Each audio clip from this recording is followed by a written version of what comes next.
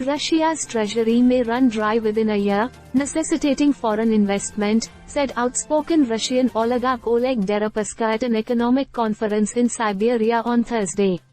The remarks came after Russian President Vladimir Putin praised the country's economy for its resilience in the face of unprecedented Western sanctions imposed the previous year.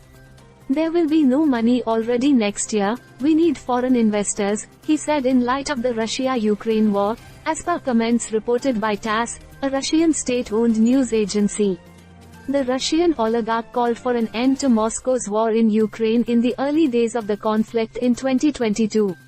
Foreign investors, especially from friendly countries, also have a big role to play, Deripaska said.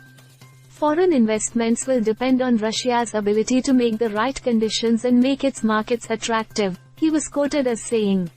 Since the invasion in February 2022, Western nations have imposed more than 11,300 sanctions and frozen about $300 billion of Russia's foreign reserves in an effort to deprive Kremlin of resources for its aggression.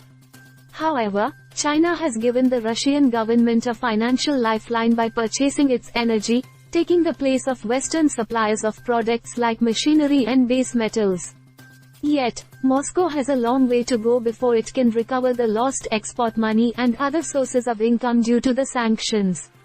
Russia is cutting oil production this month, and Western sanctions may be tightened further. Ultimately, Russia's economic prospects are determined by what happens in Ukraine, pointed out Oleg Deripaska. Russia's economic output fell by 2.1% last year, as per government records.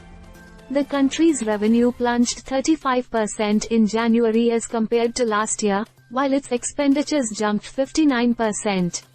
This led to a budget deficit of about $23.3 billion.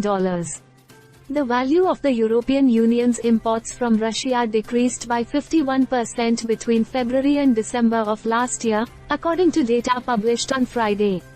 With 38% of its exports to the European Union in 2020, the Union was one of Russia's major trading partners before its invasion of Ukraine.